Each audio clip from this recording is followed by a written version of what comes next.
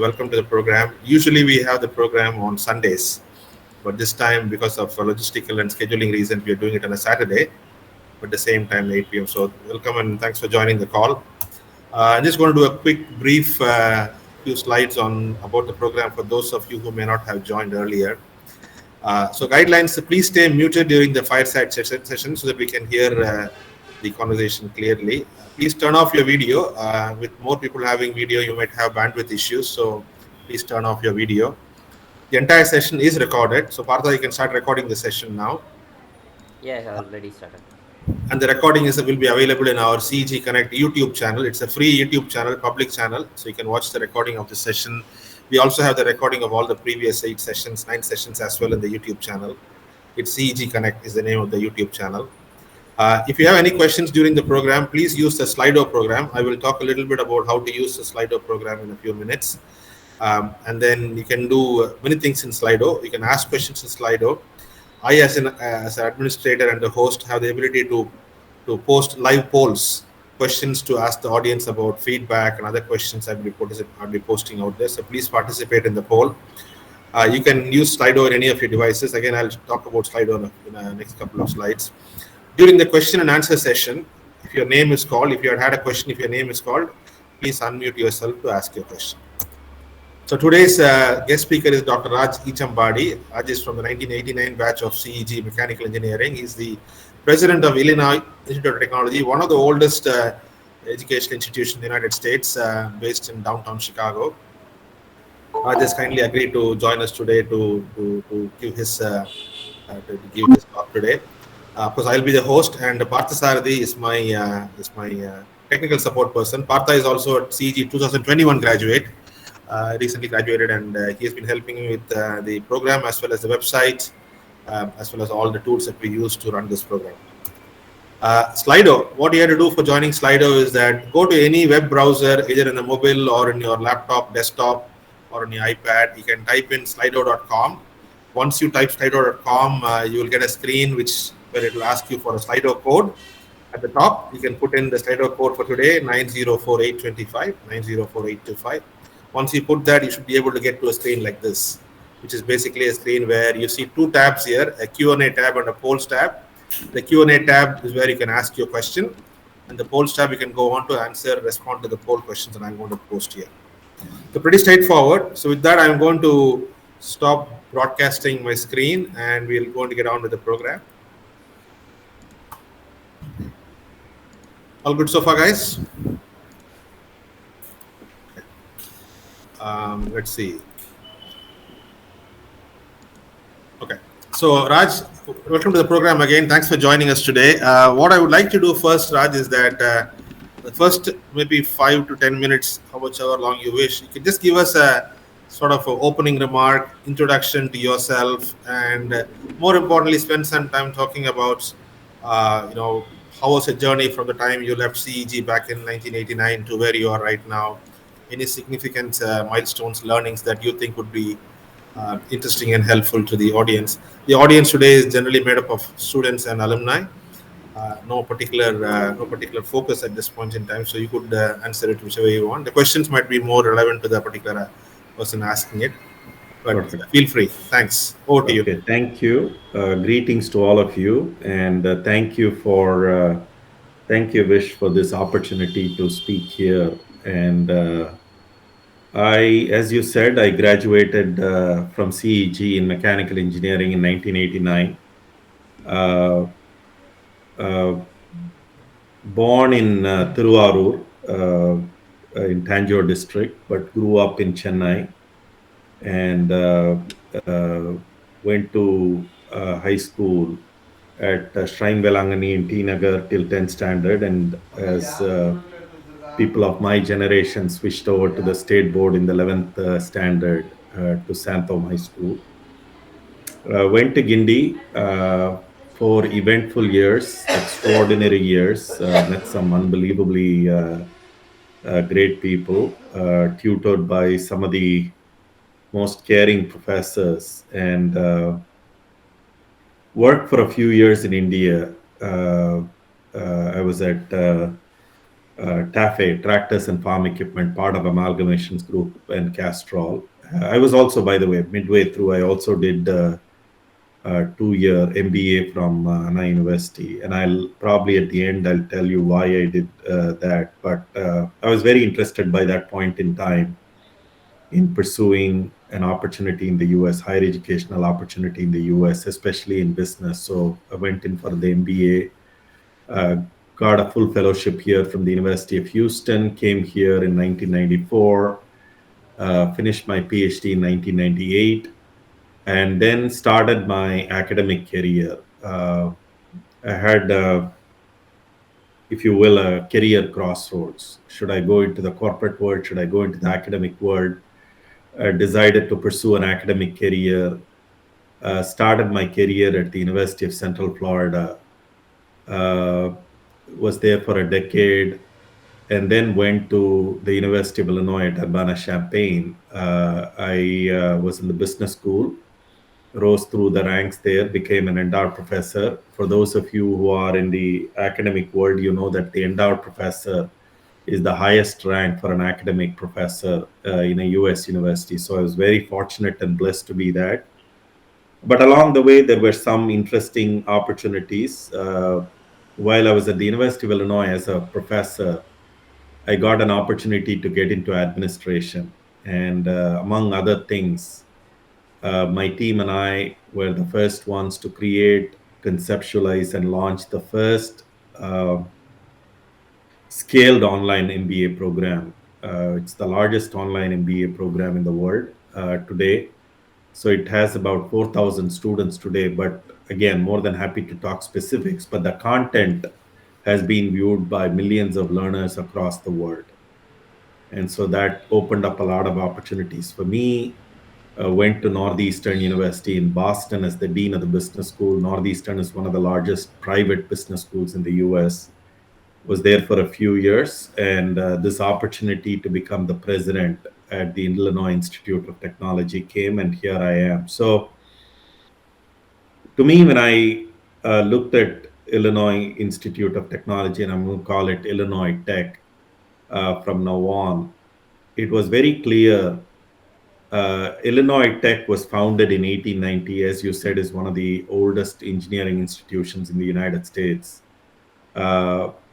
It was formed in 1890 on a very noble vision to educate people from all walks of life. If you are the child of a Chicago's of meat packers or machinists or steel workers, you have to have the opportunity to educate yourself.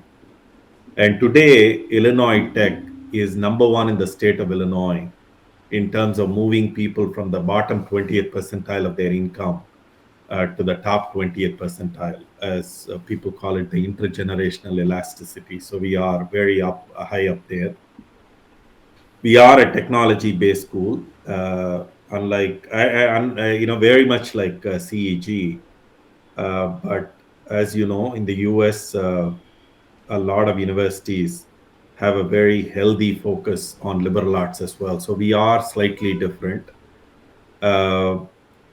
Apart from the critical assets of engineering and computer science, we also have a law school, a business school, a college of sciences, one of the world famous architecture schools, and probably one of the best design schools in the world. Design thinking actually started at Illinois Tech. The campus is historic, and if you Google Illinois Institute of Technology and Mies van der Rohe, who's one of the greatest architects the world has ever seen, we have the largest collection of Mies van der Rohe buildings in any part part of the United States, and that is fundamentally because Mies was a dean at Illinois Tech. Anyway, this is my career progression. I want to say to you, because you asked me to talk a little bit about my perspectives on leadership. So I'll just end with this. As I look back at my career over the last 30 years or so after I left Gindi, to me, there are three things that have served me well when I think about my own career. It is not as if at 21, when I left Kindi, I knew all the answers and so on. So I guess I found my passion along the way, and academics was my passion. But the three attributes I would say that are fairly important that have served me well in my career is point number one, uh, experimenting. I've always taken calculated risks. To give you a very pointed example, when I was at the University of Illinois, I was an endowed professor doing well, and I got this opportunity to go into administration because my dean, the then dean, Dean Larry DeBrock, came and asked me to do a project. And a lot of people in the academic field said, "Why would you do this?" And I had by then thought about impact. And as a recipient of affordable and accessible education all my life, I felt that it was time for me to start thinking about impact in terms of societies and communities and so on. So the ability to take chances, to take what I call as prepared risks, uh, I think has served me well. The second thing I would say to you is uh, early on, one of my mentors said to me, uh, question critically, question conventional wisdom. And so, to give you an example, when we did the online MBA, everybody was doing the traditional route of online MBA. And we asked ourselves, if we are going to go into the online MBA space and we are going to be the 180th MBA program in the world, does it matter? How do we stand out? How do we differentiate ourselves? And the result was a transformative MBA program. But that came because of our ability to critically question ourselves, and more importantly, to accept divergent point of views, diverse points of views. And the last thing I will say very quickly, and this is absolutely something I do deeply believe in my heart, is people centricity. Treat people well, whether they are your subordinates, whether they are at your level, whether they are higher up in the organization, etc. Treat people well. As somebody once said, the people you meet on your way up are the same people that you're going to meet on your way down. But more importantly, I think at the end of the day, as you go higher and higher and higher in an organization, you realize that but for the execution of the teams, your leadership doesn't matter. You need to be able to communicate the purpose, but at the end of the day, the execution rests with people. So unless otherwise you trust people, you empower them, you believe in them, and you give them all the necessary support, etc., great things are not going to happen in your organization. And that has also served me well in my personal life. So I would say the people centricity aspect of it. And that's my life journey wish, and happy to answer any questions you may have. Okay, super. I think quite a few important points you made there, and I had to say that when I do this program every week, every month rather, and on my previous speakers, one thing that comes out very regularly and very common attribute is that people understand the importance of communication, understand the importance of people relationship. Those themes stand out regularly in all our sessions, and it's a recurring theme, whether it's an academic person, or whether it's industry person, whether it's an entrepreneur, doesn't matter, the same thing that comes up. So I think very important points you made there. So what I want to do, Raj, is to do a little fireside chat session initially with you, and then we'll open it up for questions from the audience. Given that you are coming from one of the oldest and most well-known technical colleges in the US, there's always been this question about the status of engineering education and STEM education in the United States. You open up any report of any kind, there has been, opinions and reports about how things are going, that Americans aren't very much oriented towards STEM, and there is a lot of STEM requirements that are not met. As a head of the institution and as also an academician, how do you see this problem, and what do you think would be a possible way for the United States to navigate this problem? Yeah. So, let me unpack this in two different ways, actually.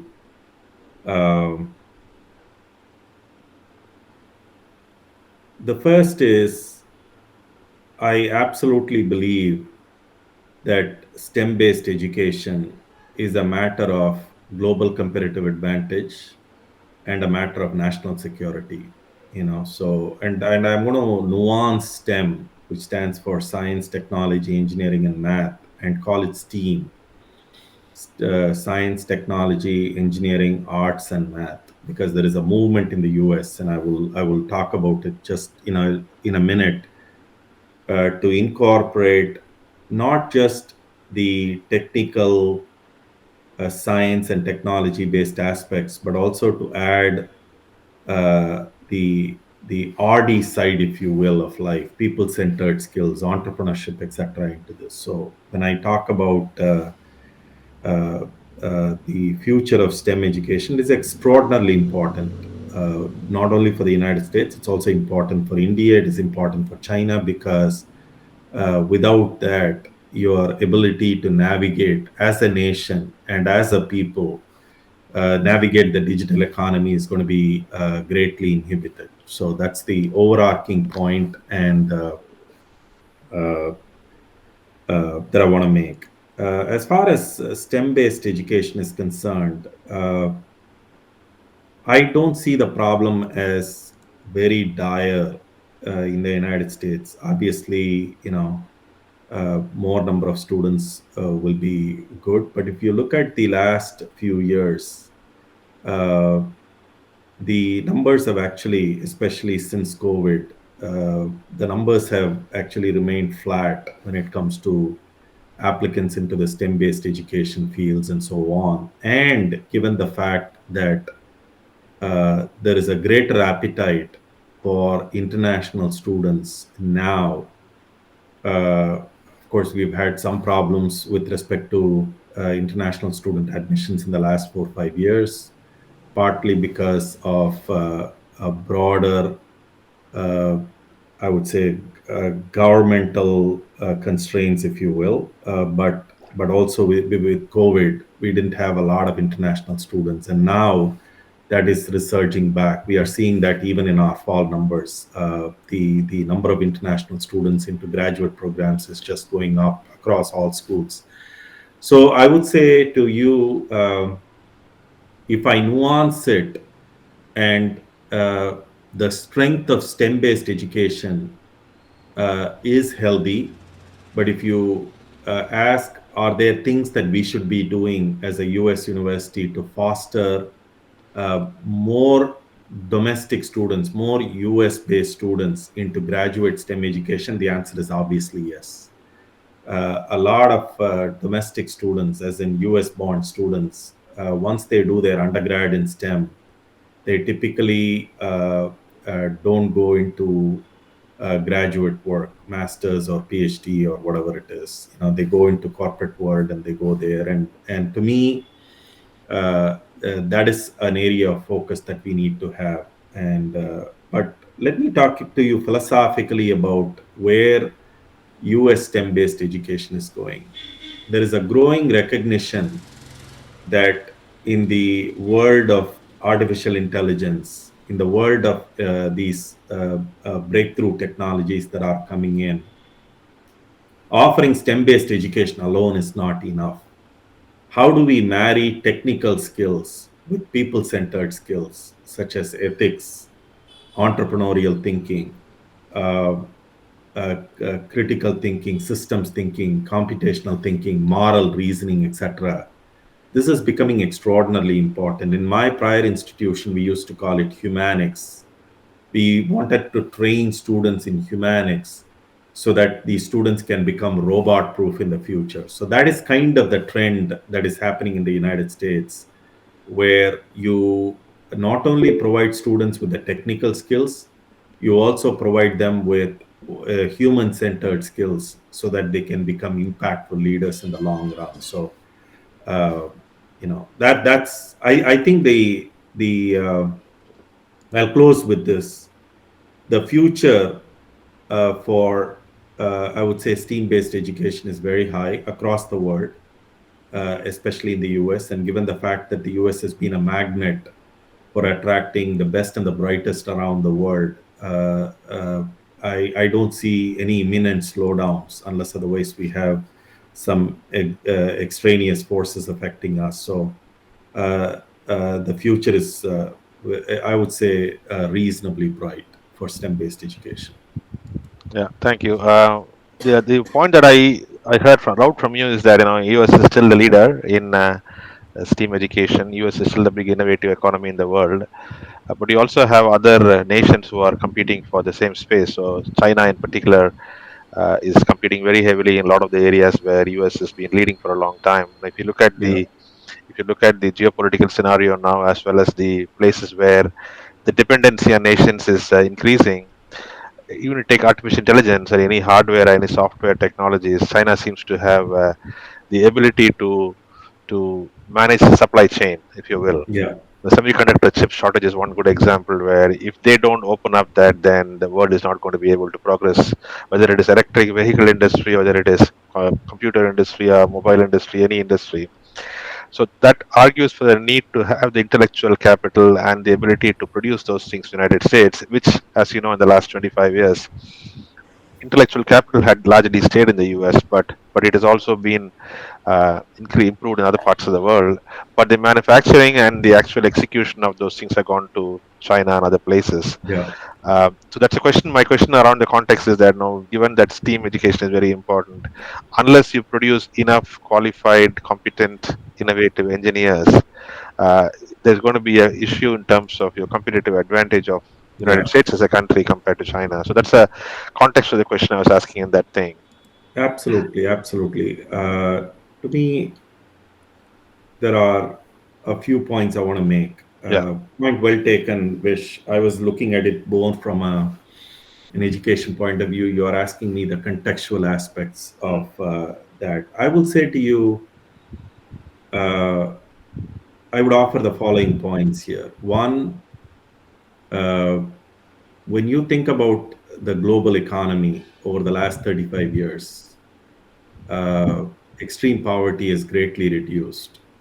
We have had a blip in the last couple of years, and because of the COVID pandemic, but that has fundamentally decreased because more and more and more people are coming into the middle class, both in China and India and other emerging economies, if you will.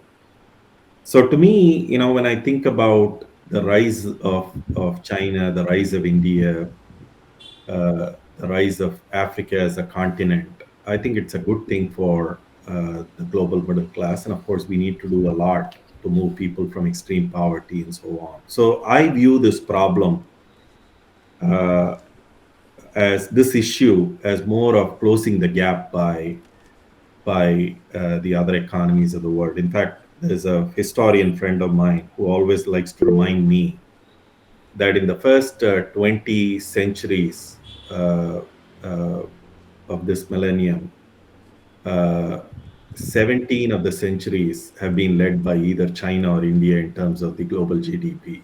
Yeah. So Yeah. one can argue it is a decline of the United States. The other is, from a China and India context, and perhaps Africa, it is fundamentally, people, going back to their rightful places, if you will. So I don't, and this is a question that is often asked of me, and I don't think of it as decline as much as closing the gap by other people. And I'm very optimistic about the future for the globe and for the United States because of all that you said, the educational investments that the US has made, and the kind of quality manpower it has, and so on. But having said that, there are 2 points I want to say to the audience. One, uh, look at the world, look at your life as an infinite sum game. It is not a zero sum game. It is not and that is fairly important, especially as you are thinking about being a change agent in your organization or change agent in the country. It can apply at various levels, etc. And that is fairly critical when you think of abundant opportunities. Uh, for example, in 1900, the life expectancy in India was 20. And in 120 years, it's about close to 70, 67, 68 years old. Korea in 1900, it was 25, it is 23, 24. Today, it's close to 78. In 1845, the US life expectancy was 45. Today, it's close to 80. The point is, if you have, and civilization has always gotten better and better and better, and the world will get better and better. And so, from a broader point of view, I think there are some imminent changes that are going to happen. You talked about the global supply chain and so on. I think we'll have to correct certain mechanisms and so on in terms of ensuring that there is decentralization, but not lose that sense of globality in the long run, if you will. But to me, again, for the world, despite the fact that we have had some blips and we've had an unfortunate episode in Ukraine right now, but despite all these things, I'm very optimistic for the future because that's what history tells us. And more importantly, given the evolution of the world in the last 35 years in terms of reduction of global poverty, increasing income levels, increasing living standards, increasing educational standards around the world, etc., I'm fairly optimistic and about the future of the world, if you will.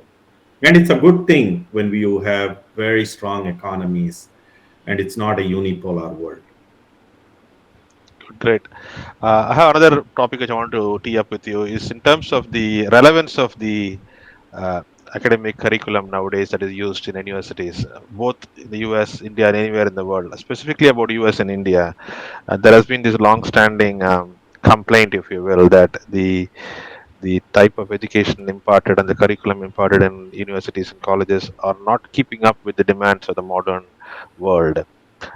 It's probably more so in countries like India than the United States, but it's also an issue that I noticed because when I recruit people in the United States out of graduate school or in undergraduate school, uh, there is still a gap. I would still call it a significant gap between what they get out of their education in college versus what is required in the industry to perform with the new competitive world. In India, in specific, they're doing the opening of this new thing called the New Education Policy, which one of the stated objectives of the NEP is to bridge that gap, where they want to make the curriculum modern. They want to ensure people have choices in education in terms of what they want to specialize in. You don't want to straitjacket people into taking a set of courses and come out with things that they may not necessarily like or relevant to that. So, on that broad topic of the relevance of curriculum to modern industry and whether it's US or India, just thoughts on yours would be helpful. Yeah, you're absolutely right. One of the things that is happening in the US is what people are calling it the bridge between the rigor of the classroom education and the relevance of the real world. And there are multiple ways by which US universities are doing this. And in fact, I'm in conversations with several Indian universities and trying to communicate these best practices to Indian universities, if you will. And to me, when I think about it, there are three fundamental mechanisms that work well in the US. Again, one thing I have to acknowledge, Vish, as far as your question is concerned, it is by no means perfect. We have miles to go before we declare victory that we are providing relevance-based education. But there are three mechanisms the US uses in terms of imparting that relevance, so that when the student gets out of the university, they are well prepared for the real world. One is obviously the connections with the corporations, internships, experiential learning, ability to bring your corporate partners into advising your curriculum, asking the corporate partners what is it that you need to see so that you work backwards and value engineer curriculum. But one growing trend in the US in the last 3-4 years is what people are calling it as embedded credentials. Alongside the curricular education that you provide, let's say you are doing a bachelor's in information technology, can you get not only probably an internship with a company, but also can you utilize industry credentials and do it alongside your bachelor's degree, so that when you come out, you become ready for that ecosystem. And some of the uh, famous credentials could be the Amazon Web Services credential, or ServiceNow credential, and or IBM data science certificate. You get it, so that is one aspect of it. The second aspect of it is, this is something that needs to change in universities in the emerging markets. The influence of alumni in local curriculum development is extraordinary. We have very strong relationships with alums. We invite the alums back as guest speakers. We invite them back as advisory board members. We ask them to be a part of our curriculum review, etc. And these alums become the change agents, if you will, of curriculum. And so that is the other aspect of it. And the third aspect in the US that I think the US does very well is, how do you bring external philanthropy? And this is very important because, Vish, part of my job, I would say 30 to 40% of my job is philanthropy, raising funds for the university. Because 95% of US universities, I would say, rely on this philanthropic dollars in order to run the universities well. It's not just tuition dependent. But what it does is it enables you to be very market driven. Because if you, philanthropic dollars usually chase ideas, good ideas. If you have a good idea, the premise is philanthropic dollars will come to you. But for you to have a great idea, it has to be market driven. And that, if you notice, a lot of US universities, when they organize an institute for artificial intelligence or center for applied ethics, etc., that's all driven by the need of the marketplace. And the university puts together a proposal. And a lot of times you can't use your tuition dollars to fund those proposals. So you go to external philanthropy, either foundations or individual donors, and say, can you support us? And so those are the three mechanisms by which the US is utilizing the curriculum to be, is ensuring that the curriculum is market driven. Having said this, and I will close with this, there is fundamentally a difference between what universities do and the training aspect that a corporation wants. And one of the things that I'm very careful about, and I tell all my staff members, is remember, we are in the education business. We are not in the training business. Training means that once the environment changes, the whole thing has to be redone. I mean, a constant training, continual training is not bad. But what a university does is it teaches students how to learn. Learning to learn is what universities do. And those skills are permanent throughout your life. So when you spend 4 years at CEG and learn how to learn, that skill, that capability is going to last you forever. So the question for us is, how do we utilize what universities have done extraordinarily well for thousands of years, if you go back to Nalanda and so on, and couple it with the training needs of an organization or training needs of what the market is. And it has to be a very happy blend, because shifting too close to the education side or to the training side can be calamitous consequences for the communities and societies. Great point. You already talked about one of the topics I want to ask you, alumni relation, which is part of your answer. It's disappointing for me to say that our own alma mater, CEG, isn't doing that great a job in terms of leveraging the alumni relations. We have an alumni association which does things that they do consider important. We don't have a very organized way of leveraging alumni from an institution standpoint, a CEG or an university standpoint. Some of us are trying to fix that. What I would suggest and request from you is that I'm going to assemble a bunch of educators like you who are from CEG, and I want to organize some sort of a brainstorming session with our vice chancellor and dean, etc. All that. The idea is not so much to teach them what they should do or tell them what they should do, but to enlighten them and make them aware of what has worked very well in the United States.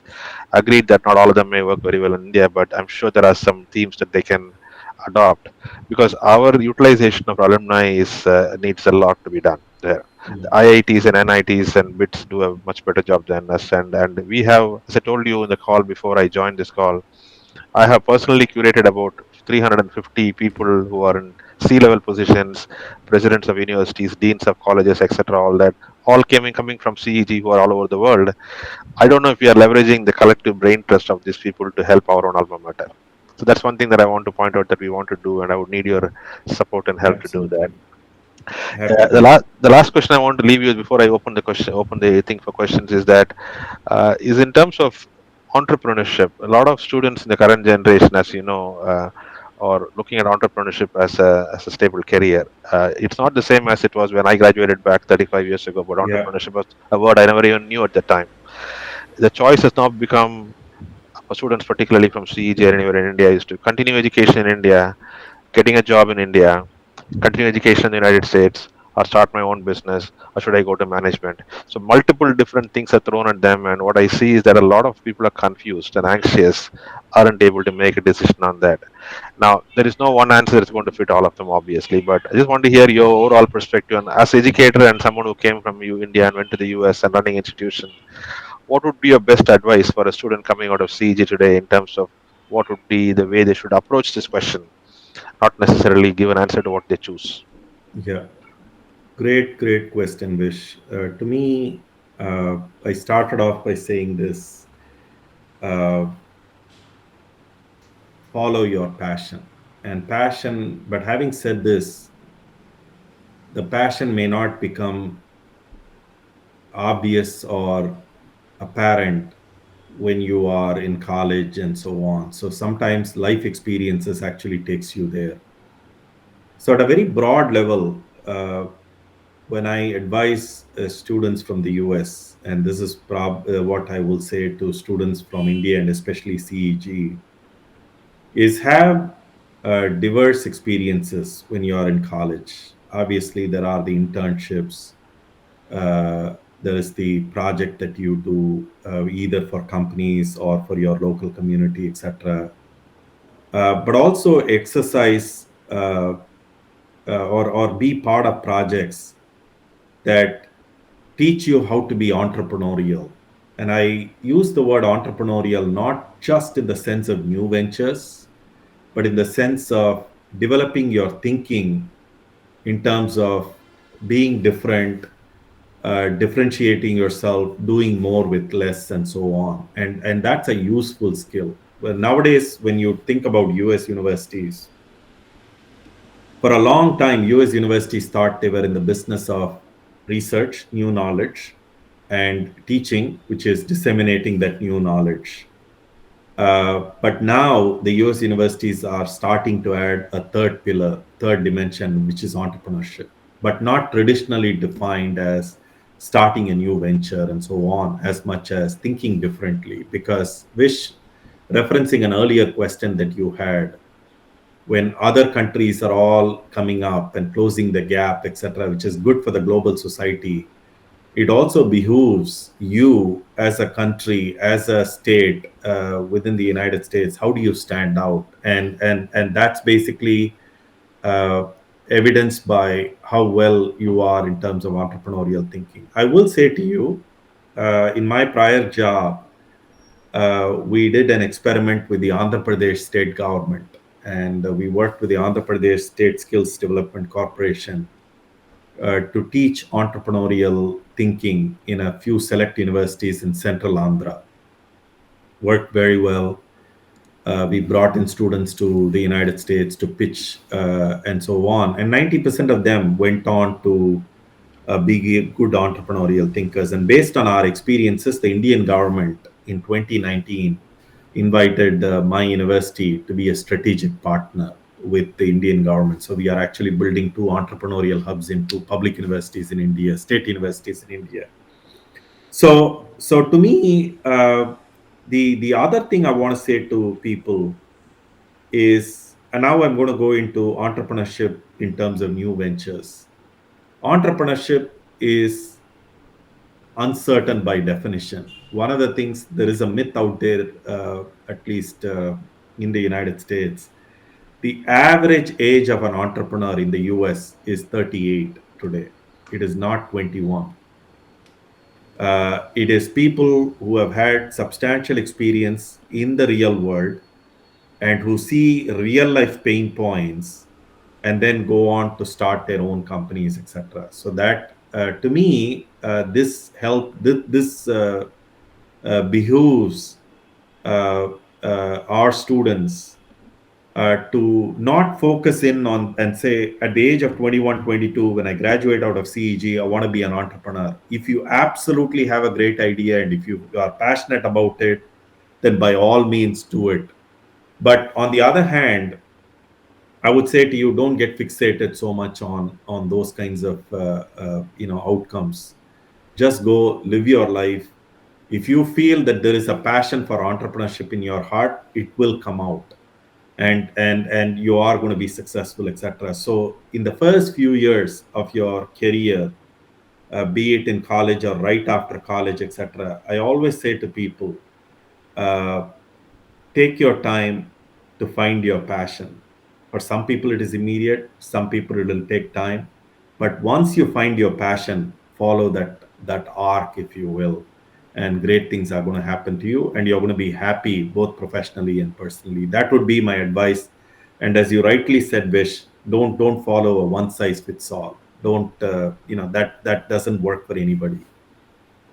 There's a lot of I won't call pressure. A lot of people get imposed. A lot of big startups come. People at a very young age, and they think that everybody can succeed in that. What they don't recognize. So, as an angel investor, I invest in startups for the last 12 years. I can know that this percentage of startups that actually succeed is not very big. Yes. But people who come into the after the college don't seem to recognize that and tend to fall into this. I don't want to call it fad, but get into this thing of I want to be a startup owner, I want to be my own boss, etc. All that. And while I don't discourage them doing that, but I also tell them that maybe you should get some education and experience before you know what you want to do instead of just trying to Correct. jump into that. Yes. Anyway, I want to turn it to the audience now. There is a question from Mr. Madhavan. Mr. Madhavan, can you please unmute and introduce yourself and ask the question, sir?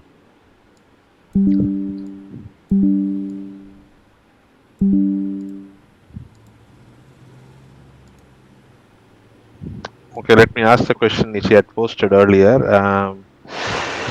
His question was,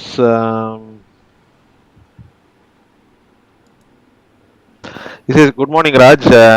This is Madhavan, alumnus of CEG 1966 Electrical Engineering Branch. I'm currently in New Jersey. You may recall my interaction with you in the 2019, etc. I'm very glad to interact with you on face-to-face. Have the following comments, queries. I'm aware that IIT has been present in India for several years now. Can you please share some details in this regard? What is IIT's philosophy or outlook about academic collaboration with institutions outside the US, for example, in countries like India?" Yeah. Thank you, Mr. Madhavan. Yeah, I remember our interactions in 2019, and uh, we have an office in India. We were one of the first to set up an office in 1996. We have some of the biggest alumni from India. Sam Pitroda is an alum of Illinois Tech. Sanjay Kirloskar, Mr. N. Srinivasan, India Siemens, N. Shankar Sanmar, Mr. Prasad, Reddy's Labs. These are all some of our alums from India. So we've had a long and illustrious career, connection with India for a long time. We set up a company in 1996, and we were one of the first universities in the world to offer what we called as distance education in India. And we have several offices in India, and that is going well.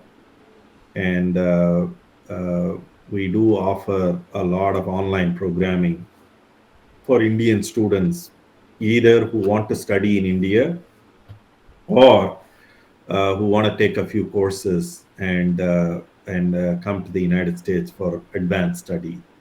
The second thing regarding collaborative partnerships, very highly open. We do have a lot of relationships around the world in terms of study abroad opportunities, in terms of students having a semester-long transfer or whatever. And as far as India is concerned, Vish, you referenced the new education policy, the NEP policy, which is actually liberalizing and eliminating certain constraints that we have had in India, and very open to new possibilities in India, either by partnering with a local institution or even setting up our own digital infrastructure in India to offer affordable value-based education for Indian nationals. So possibilities are endless.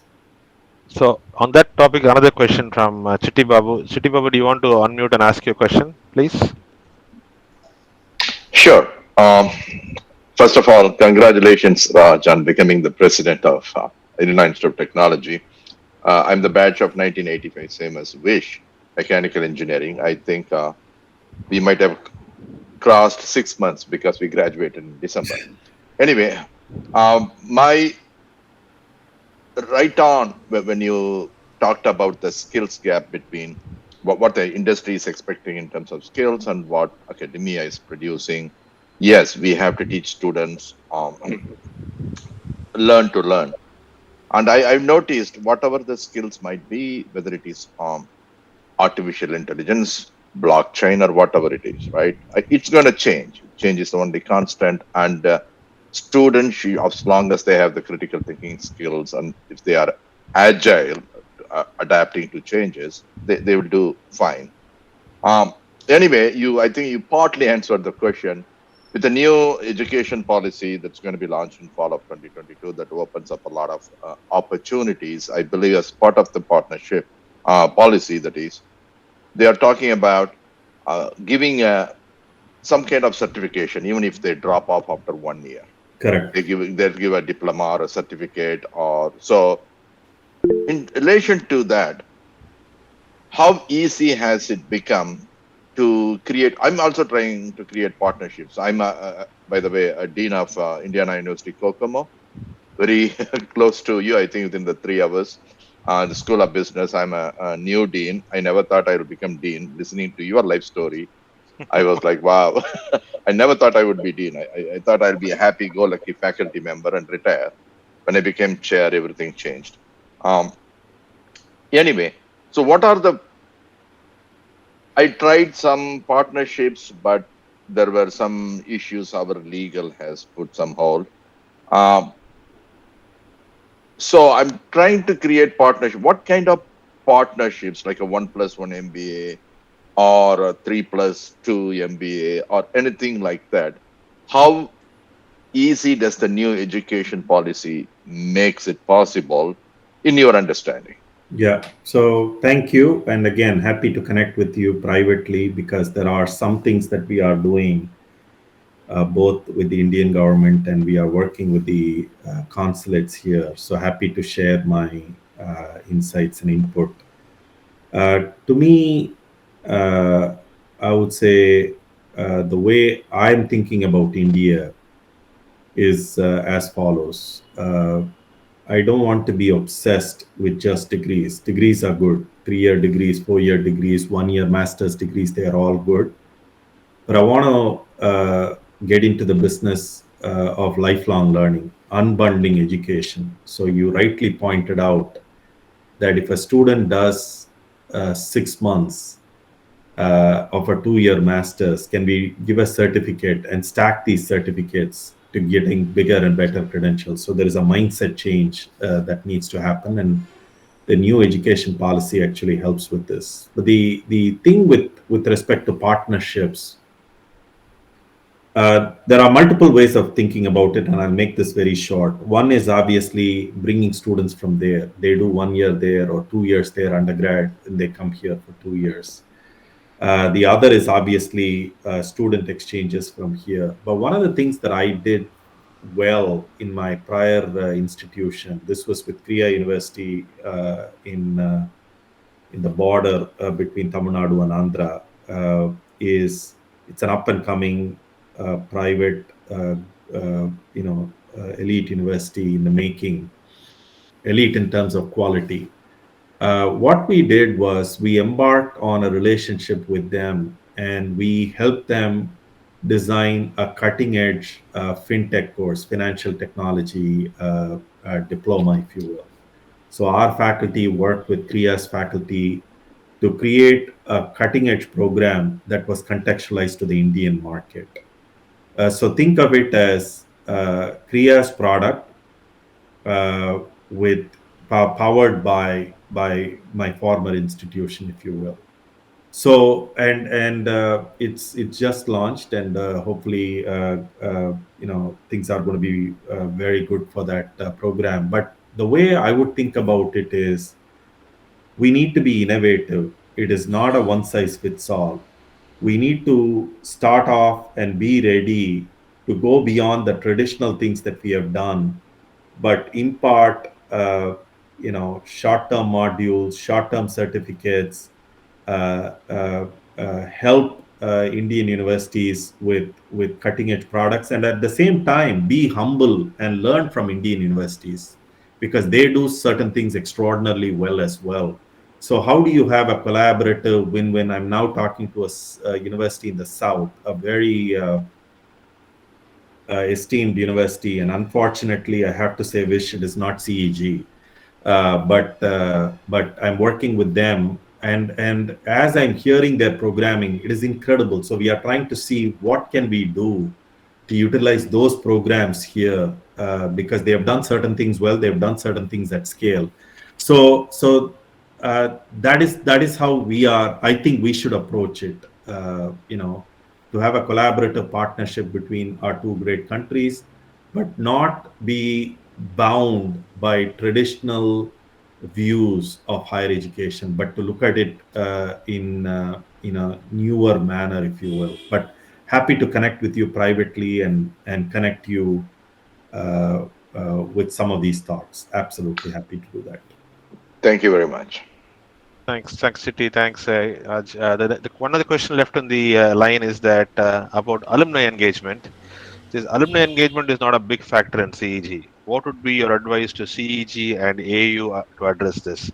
I think you talked a little bit about it. Maybe you can answer that again, Raj. Yeah. What So would to be me, if you had to advise the dean of the CEG or the vice chancellor of an university or the head of the alumni association, what have you, what things that you can tell them to make it better for them? yeah, I would say two things, Vish, and one from a student alum perspective and one from a university perspective. I will tell you from a university perspective, whenever I look at these things, alumni do three things for us. They provide their time, they provide their talent, either as guest lecturers or coming in part of the advisory boards and helping design curriculum, etc. And treasure, they give money, and no amount is small enough. And to me, this all starts with developing a good database, ensuring that you track people, and with LinkedIn, etc., it's become very easy to track, and there are lots of software that can do it to continually keep people engaged. uh, and US universities have started moving towards the concept of alumni universities. So when we have lectures by our professors, eminent professors, etc., we do provide links to our alumni. We ask alumni to come in and be a part of that lifelong learning experiences, etc. So the engagement is key, but you need to be very careful not to overdo it, because when you overdo it, people think you're spamming them. So there is a very elite, there is a very balanced approach that you need. Engage enough so that people know about who you are, and utilize your personnel. For example, most US universities have a very active alumni and advancement operation. And so you need to invest in that structure. That actually their only job is to foster better alumni relationships for a variety of things. It could be time, it could be talent, it could be treasure. To give you a perspective, this is a significant part of my job, as I said, cultivating alumni, bringing donors, and so on. So that is from the university perspective. The other thing I would say to the students and alums is one of the things we don't do well, and this is true of almost all Indian universities, is when you are there in the college, American universities are very good in not only helping you become great alums, but also grateful alums. Over and over and over, it is said to the students when they are there, you are privileged to be here, you are privileged to get high quality education, but this high quality education doesn't happen just based on your tuition, which, by the way, this is true for all universities around the world. Tuition dollars alone do not help educate people. If tuition dollars were the only way by which we could provide quality education, most of the universities in the world will go bankrupt. We are either supported by federal dollars, state dollars, or philanthropic dollars. That's basically how it operates. So there are lots of people outside, alums, friends of the universities, corporate partners, that actually enable that education for you. So please, while you are becoming great, don't ever forget the gratitude that you need to have for your institution, because later on you need to pay it forward. You need to give the opportunities to those students who come after you, the same opportunities that you've had as a student. That is something US universities do extraordinarily well. So when on the day when people graduate, they know. I had in my prior experience, after the commencement, the student walks from the left of the stage, shakes hands, gets out to the right of the stage, waits there for an hour, and I come out of the ceremony and I walk past, and the student says, I just want to say something to you. And I said, congratulations on your graduation. The student reaches into his suit, gives me a check, a small check, and says, this is all I can afford right now, but I want to thank you for the education. I want to thank the university. Consider this as my first small gift. Not everybody has to do this, but you get the sentiment. Once you band together, one of the things that I tell alumni, and I will close with this, is 20 years from now, when you are an alum, you, let's say, graduate in 2022. In 2042, when you're going for a CEO job in a company, the stature of the university of CEG at that point in time is what is in the minds of the interviewer, not the stature of when you graduated. So it is in your best interest to keep our university higher and higher and higher in terms of stature. And the only way to do it is for you to be involved in your alma mater. You need to hold the alma mater accountable, but you also need to support your alma mater and wear it with pride. And so that would be my learning, if you will, from what US universities do extremely well in terms of fostering that goodwill. I think it's very important. I think I wish that we can, I'll have this played to some of our people who run the alumni associations. We, by the way, have in CEG Alumni Association, we also have a department inside the university called Center for Alumni Affairs. Of course, we have many other regional associations as well. I would like to point out maybe a little bit of update on what this means to all of them, so they can also follow up and learn from that. We have one more question from the line. Ravi has a question. Ravi, can you please unmute and ask your question? Yeah, hi, Dr. Raj. This is Ravi. My question is related to engaging alumni. Many of these universities definitely have a arm's length kind of a relationship in terms of engaging the alumni. But what I have seen that in my personal experience of being there in the board of studies of my own engineering college, first engineering college, and subsequently also when I had been there involved with some of the principals or directors, mostly the advice is either taken as a nice to have kind of thing as such, and then implementation wise, if you look at it, even though it is a valid suggestion what you would have given, the success of implementation is very, very less. So like a formal structure, like some universities, some of the leading universities have, which are good, but even in the case of CG, like what Vish was giving a minute ago, not too effective in terms of engaging as a two-way street. I'm talking about the input given by the alumni also being embedded. Probably industry is given precedence because industry is there at the cutting edge, and industry also sponsors in some way or other, at least in terms of the number of people they recruit, or in terms of the infrastructure they keep sponsoring and all that. So industry has a better success rate in terms of implementing, whereas alumni, in my opinion, have been the implementation success rate is very less. So this is just a background. Well, my question is more like in terms of the US universities, is there any stronger alumni engagement? Like for example, an auto worker union getting represented in the board of managers of a company where I worked. I was in the IT department. It was huge, $150 billion kind of company, but there is a representation by even the workers in the right at the board level. So they're able to influence. They're able to take care of the interest of the so-called the generally neglected. So like that, is alumni engagement, a formal structure in some of the universities there in the US? Yeah, absolutely, absolutely. So thank you for helping me clarify what I said. When I said structure, it is not just the number of people. Ravi, like what you said. So I'll go back to my own university. We have 7 colleges. 7 colleges have their own alumni advisory boards. Alumni are represented across all levels.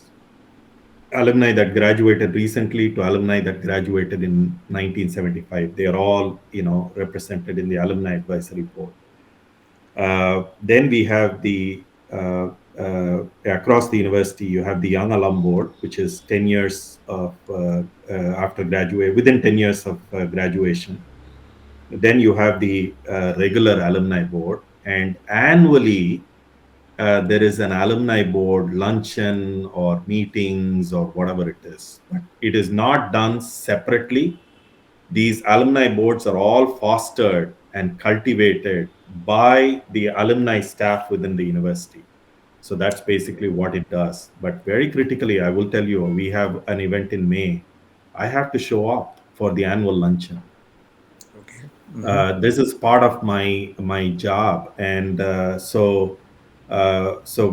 what I'm talking about is structurally, culturally, you need to build certain capabilities for your alumni, fostering your alumni relationship, and getting their ideas into your university planning. But it just does not work unless otherwise the president or the vice chancellor is committed to the implementation.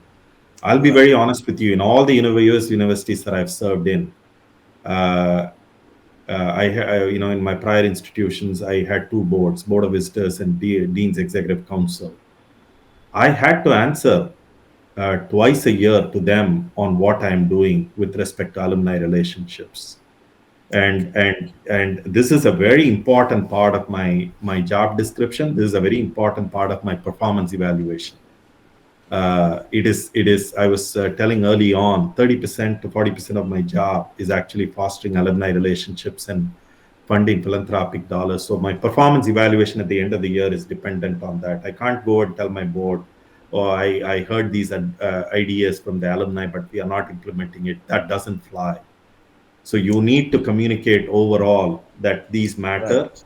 Mm-hmm. Within the ambit of how your strategic plan is and so on. And unless otherwise you have that integration between the alumni and the college, and you tell the alumni you are empowered and you are accountable, we will listen to you. And at the end of the year, I will make a State of the Union address to you where we have accommodated that. This will never go to the next stage. And that is something US universities do extraordinarily well. Again, happy to engage and help in setting up the structure. Sure. I think you answered it very well in terms of the two-way street as such. It's happening right now and all that. Whereas in my own personal experience, and I think I am not alone in saying this, probably Vish also probably will concur. It's more like a one-way street, You try to do that and all that, and you kind of give up after some time, because the other side is not That's exactly responding or not feeling responsible enough to give you some inputs or feedback. No, I think it's Yeah. a fair point. I think I also want to point out in the same context that CEG in particular is a state government-run university, right? Unlike the IITs and the NITs and others, which are run by central government, university has to follow the guidelines of the state government. Now, whether it's right or not, good or bad, there is a lot of interference involvement by the government in the university affairs, all the way from recruiting to all that. Notwithstanding that, there is still a significant opportunity for the university and the college to leverage the alumni relations, and I really want to make it a point to push this hard in my next meeting with the vice chancellor and the dean. And I really would like to organize a session with CEG alums who are in positions like you, Raj, and Chitti, and all those people to say, hey, why don't we share the experience of being educators in the rest of the world to our own alma mater and try to bring it together here. So Yeah. before I wrap up, Raj, I have another guest alumna who wants to talk to you. She is one of your students. Anna, go Wow. ahead. Anna, go ahead, please. Hello, Dr. Echambadi. I am an IMBA student. I'm glad to know that you are a CEG alum. It's a coincidence. I'm so happy. I also learned that you were very instrumental in creating that program. I took Yes, it your was. strategic innovation course. Yes. I had a great team, Anna. Actually, very quickly, 30 seconds, I'll give you the history. 2014, when I was associate dean for graduate programs, for the first time, the face-to-face MBA program, the residential MBA, fell out of the top 40 in terms of rankings. So it was a crisis at the University of Illinois, and I was actually tasked with creating a way forward to enhance the reputation of the MBA program. And my thought was, let's do it differently. Let's have an online MBA program, but then let's not do the online MBA program that everybody does. As you know, the online program we set up is an unbundled online MBA. So you could start as a non-credit on the Coursera platform.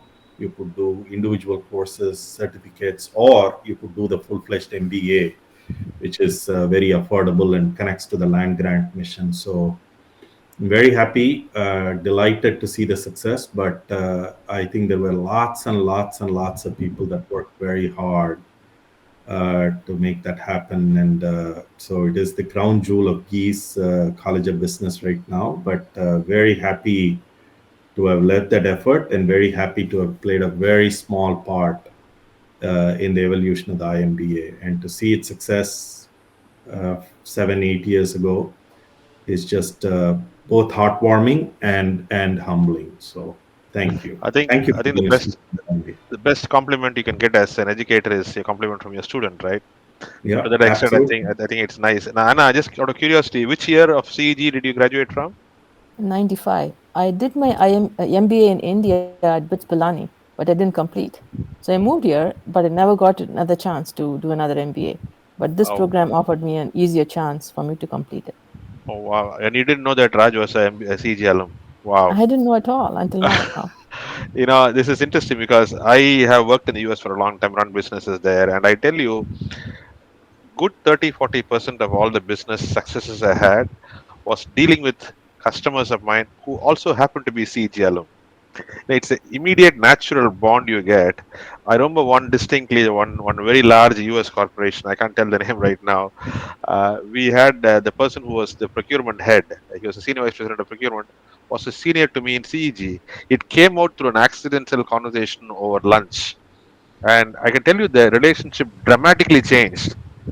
To the point that I was asking him, "Are you the same purchasing person you were talking to me yesterday, right? You're a different person today."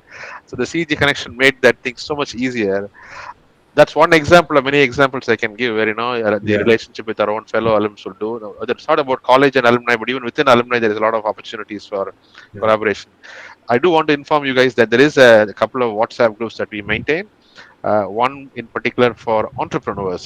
All CG entrepreneurs, we have WhatsApp group where entrepreneurs can work with other entrepreneurs. There are a lot of businesses in between CG entrepreneurs themselves. And we yeah, also have quite a lot of social media groups in yeah, US as well. I would like to point out this one large social media group we have is the Facebook group. There is a group in Facebook called CGAM, which is CGAM. If you're not already part of the group, I'd encourage you to join the group because he has about 13,000 alumni in that group, and it's a very active Facebook yeah, group with a lot of postings about the college, etc. All that. So If you're not there, then definitely you should do that. Chitty Baba, I see One something. thing I want to say, Vish, very, very quickly. As you rightly said, we have incredibly influential alums all over the world. But the newest Davis Cup tennis captain for India is actually a CEG alum, CEG 89. Just FYI, Mech, CEG. So Who's the Balachandran. Interesting. Yeah, Interesting. yeah, he's a classmate of mine. Yeah, 89. Okay. yeah. And I see a message from Chitty Babu here in the message that there is a Desi Indian Deans WhatsApp group. Interesting. What is the name of the group? Yes, What is the name of the group, Chitty Babu? it's a group in the US that's called the Desi Business Deans. There are about 50, 60 members in that group, Raj. I don't know whether there is a WhatsApp in Desi President's group yet. Yeah, we do. Maybe. We do have one. We do. Oh, you do have one. Look at you. Yeah. That's We do. great. We do have about 10 Indian chancellors or presidents of Indian origin. So we have a very active Interesting. group, and we meet actually once a month. Not meet, virtually meet once a month. Try to physically meet once a year. Oh, So that's fantastic. my alma mater in the US is SUNY Buffalo, and our president is also of Indian origin, Dr. Tripathi. Yeah. He's been there for quite some time now, and I tell you that talking about alumni relations, right? I'm doing a program for University of Buffalo in April, in June, in May, for example, where they're asking me to talk about global business and entrepreneurship. And I worked all over the world, so they want to talk about global business and entrepreneurship. Talk about engagement. I finished, graduated from 1989 from UB. Every single year, at least 3 or 4 times, I have a touch point with them. They reach out or I reach out to them. It's a very strong, effective, successful relationship, right? Correct. They invite you to do things. I was invited one to go and talk to the new dean. They hired a dean who was not an academic person, as a business person. They wanted us to go and talk to them. So those things happen all the time. I wish we can do more in India as well with CEG. But I'll close with saying that, Raj, thank you so much for your time today. I know you have to run in the next few minutes, but definitely very engaging, very good conversation. I hope the audience also enjoyed it. If there are any feedback, any questions, I'll definitely forward that to you. If people would like to reach you, it's up to you to say how they would like to reach you. If you want to share your LinkedIn profile, is it okay to do an email? Whichever is. Yeah, absolutely. Whichever you authorize, I will be able to provide the information. In fact, what I would do is I just put the information on the chat box. Absolutely. If you don't mind. Please, anytime to interact with the CEG, fellow CEG alum, it is fantastic. Thank you, Vish, for this engrossing, enlightening, illuminating conversation. Thank you. Thank you so much for inviting me to be a part of this. Thank you so much, Raj. Phenomenal work. And thank you. Continue doing it. And anything that I can do to help you, happy to. Yes, if you know of other people in your batch who would be good candidates for this, then I would definitely appreciate any recommendations from you as well. That's true for all of you. The call today. If you know of anyone in your group, including yourself, if you think it would be a good idea, then I would happy to have you as a guest in my program as well. As I said, I have about 300 names built so far. I only used 10 so far. I have 290 more to go. But I would like to do the program much more frequently to expose our alumni students to leaders from CEG who are doing great things the rest of the world as well. So please contribute your thing. You can send them a text to me or information to me about people you would like me to see in the program as well. Okay? Perfect. Thanks, Raj. Thank you, Raj. Thank you. Thank you. Nandri. Bye. Nandri. Yeah.